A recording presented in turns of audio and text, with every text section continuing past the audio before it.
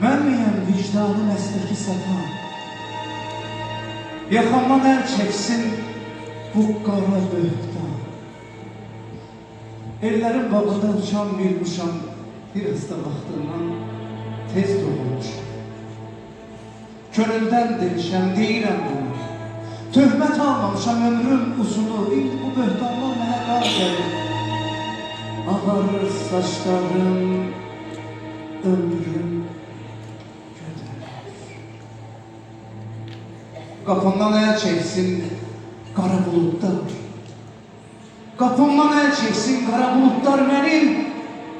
Günəş attı bir vicdanım.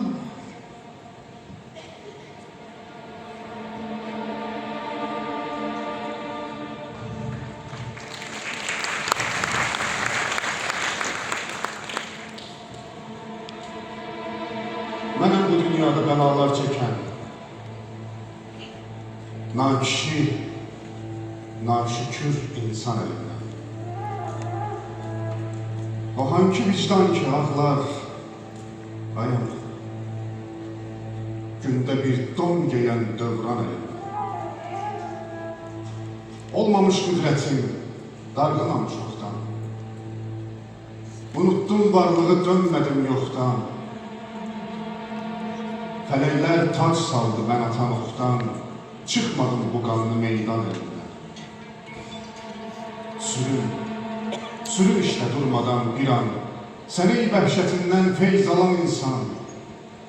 Yarın gülmək üçün ağlasın cahan, bu Tövrat, bu İncil, Qur'an əli.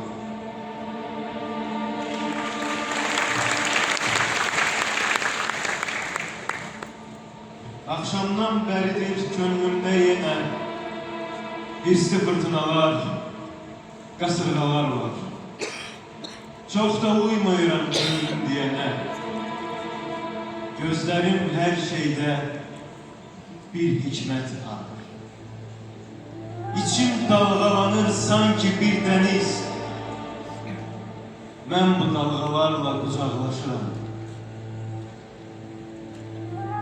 Neler düşünürüm, duyabilseniz, sanki varlığımdan uzaklaşırım. Bezende fikrimin kanatlarını küleyler koparıp kaldırır göğe. Sürürəm əsrimin qıratlarını. Bu axın başka bir axındır diye.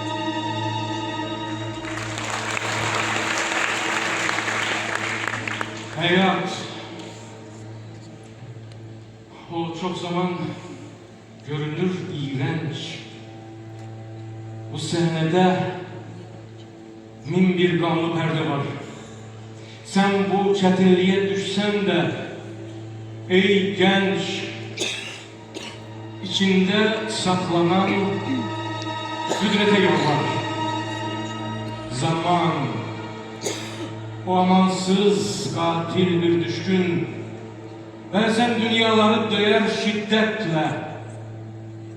Seni de mahvetmeyi isterse bir gün, her şeye karşı çık, hem de cüretle.